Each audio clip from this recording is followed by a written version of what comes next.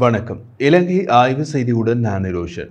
கடந்த 21ஆம் தேதி இடம்பெற்ற ஜனாதிபதி தேர்தலில் 9வது நிறைவேற்று அதிகாரம் கொண்டு ஜனாதிபதியாக மிகப்பெரிய வாக்கு வித்தியாசத்தில் தெரிவு செய்யப்பட்டுள்ள தேசிய மக்கள் சக்தியின் வேட்பாளர் அனுரகுமார திசாநாயக்க தற்போது நாட்டில் காட்டி வரும் அதிரடி அரசியலில் இன்று பரபரப்பாக பேசப்படுவது மட்டுமல்லாமல் பலரின் வயிற்றில் புளியை கரைக்கும் சம்பவங்களையும் உருவாக்கி வருகிறது.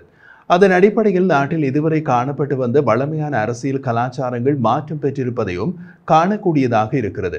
குறிப்பாக நேற்று முன்தினம் நள்ளிரவு முதல் பாராளுமன்றம் கலைக்கப்பட்டதை தொடர்ந்து ஜனாதிபதி உள்ளிட்ட 4 பேர் வசமே முக்கியமான அமைச்சு பொறுப்புகள் பகிர்ந்தளிக்கப்பட்டு அவர்கள் நேற்றைய தினம் பொறுப்புகளையும் ஏற்றுக்கொண்டுள்ளார்கள். அதேபோல் ரணிலால் நியமிக்கப்பட்ட 9 மாகாண ஆளுநர்களும் பதவி விலகி இருந்த நிலையில் நேற்றைய தினம் புதிய ஆளுநர்களும் நியமிக்கப்பட்டுள்ளார்கள்.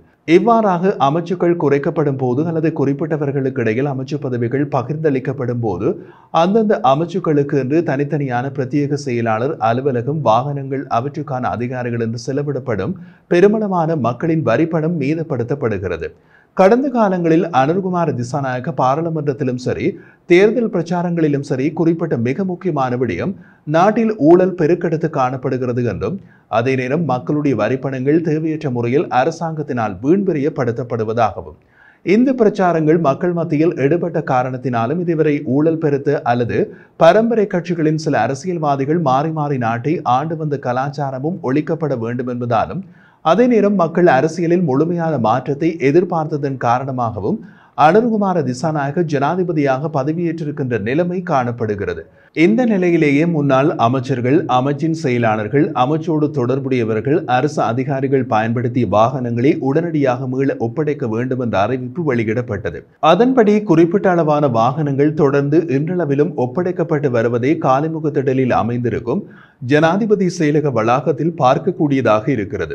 இவ்வாறான சந்தர்ப்பத்தில் அரசு வாகனங்களை துஷ்பிரயோகம் செய்தமை தொடர்பாக முறையான விசாரணைகளை மேற்கொள்ளுமாறு ஜனாதிபதி அனுரகுமார திசாநாயக்க சம்பந்தப்பட்ட தரப்பினருக்கு பணிப்புரை விடுத்துள்ளதாக தேசிய மக்கள் சக்தியின் தேசிய செயற்குழு உறுப்பினர் வசந்த சமரசிங்க தெரிவித்திருந்தார். இவ்வாறு கொண்டு வந்து போடப்பட்ட வாகனங்களை பார்க்க பொதுமக்களும் வருகை தந்திருந்தனர். இதன் போது முன்னாள் ஜனாதிபதி கோட்டாபய ராஜபக்ச அறக்கலிய போராட்டக்காரர்களால் ஜனாதிபதி செயலகம் சூழப்பட்டு வெளியேறிய போது ஏராளமான மக்கள் ஜனாதிபதி செயலகத்தை பார்வையிட வந்த நிகழ்வு இப்போது அங்கு வந்த பலருக்கு நினைவு வந்திருக்கும். இதேவேளை டிபி என்ற எழுத்துக்களுடன் இலக்கு தகவல்களோடு கூடிய வாகனங்களும் அங்கு காணப்பட்டமை காணொலிகளாக பதிவு செய்யப்பட்டிருந்தது. ராஜதந்திர சேவையில் உள்ளவர்களின் வாகனங்களுக்கு மாத்திரமே டிபி என்ற இலக்கு தகடுகள் உள்ள வாகனங்கள் வழங்கப்படுவது வழமை. ஆனால் இந்த வாகனங்கள் உண்மையில் ராஜதந்திர சேவையில் இருந்தவர்களுக்கு வழங்கப்பட்டதா அல்லது ராஜதந்திர சேவை என்ற பெயரில் வேறு சாதாரண நபர்களுக்கு இந்த வாகனங்கள் வழங்கப்பட்டிருந்ததா என்ற சந்தேகங்களும் எழுகின்றது. அரச சொத்துக்கள் எவ்வாறு துஷ்பிரயோகம் செய்யப்பட்டுள்ளன என்பதை காலிமுகத்திடலில் கண்கூடாக பொதுமக்களால் காணக்கூடியதாக இருந்தது. குறிப்பாக இந்த வாகனங்கள் தொடர்பாக மேலதிகமாக பார்ப்போம் என்றால் இதுவரைக்கும் அமைச்சர்கள், அமைச்சின் செயலாளர்கள், அவற்றின் அதிகாரிகள் என்று அரச வாகனங்களை பாவிக்கின்ற தொகை அன்னளவாக 60,000 என்று கூறப்படுகிறது. இவை இதுவரை காலமும் அவர்களது கட்டுப்பாட்டில் இருந்த நிலையில் தற்போதுதான் ஒப்படைக்கப்பட்டு வருகிறது.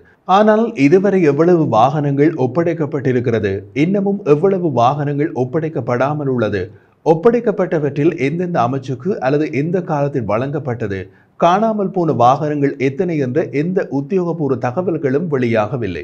இதன் அடிப்படையில் நாம் ஏற்கனவே குறிப்பிட்டது போல மக்களிடமிருந்து பெறுகின்ற வரிப்பணம் மூலம் அரசு இயங்கிக் கொண்டு வரும் நிலையில் ஒவ்வொரு ஆண்டும் அரசு செலவினங்கள் அதிகரித்துக் கொண்டே செல்கிறது என்ற குற்றச்சாட்டை தேர்தல் மேடைகளிலும் நாடாளுமன்றத்திலும் பல தடவைகள் இப்போது ஜனாதிபதியாக இருக்கின்ற அனுரகுமார திசாநாயக்க குறிப்பிட்டிருக்கிறார்.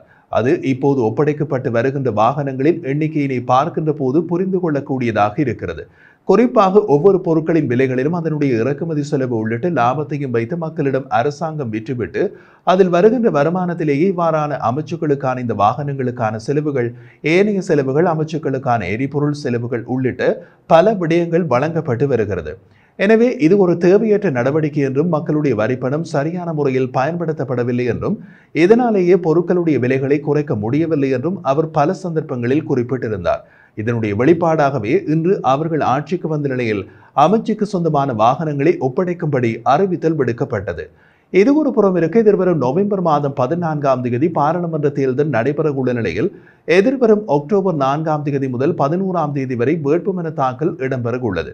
அதன்படி தேர்தலின் பின்னர் புதிய நாடாளுமன்ற அமர்வு நவம்பர் 21ஆம் தேதி இடம்பெற இருக்கிறது. இந்த நிலையில் வேட்புமனு தாக்கல் செய்யும் எத்தனை பேர் புதிய நாடாளுமன்றத்திற்கு தெரிவு செய்யப்படுவார்கள் என்பது மிகப்பெரிய கேள்விக்குறியாக இருக்கிறது. காரணம், அனுரவின் ஊழல் எதிர்ப்பு கொள்கையால் ஈர்க்கப்பட்ட வாக்காளர்கள் இதுவரை காலமும் பாராளுமன்றத்தில் இருந்து ஆசனத்தை தேய்த்து பழைய பார்த்த முகங்களுக்கு சந்தர்ப்பம் கொடுப்பதற்கான வாய்ப்பு மிக குறைவாகவே காணப்படுகிறது.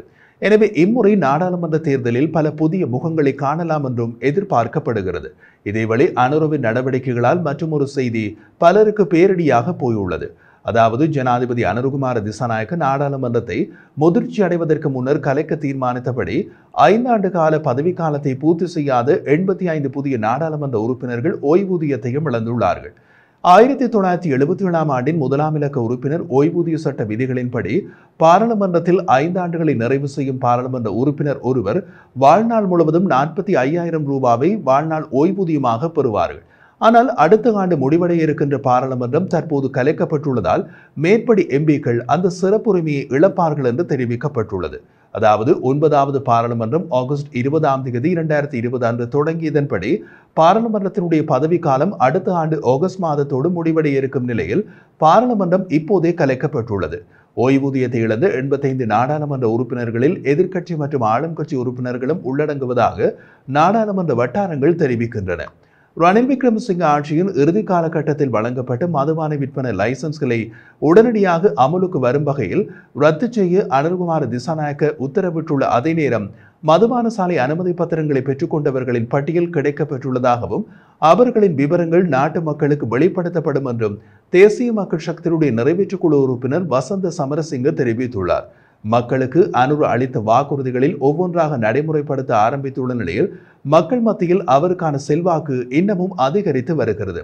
எனவே நாடாளுமன்ற தேர்தலிலும் ஒரு மாற்றத்தை எதிர்பார்க்கலாம் என்பதை தாண்டி அடுத்து வரும் நாட்களில் வேறு என்ன மாற்றங்கள் வரும் என்று நாம் எதிர்பார்க்கும் போது அடுத்து எங்கு இடி விழப்போகிறதோ என்று அரசியல்வாதிகள் தலையை பிக்க தொடங்கி இருப்பார்கள்.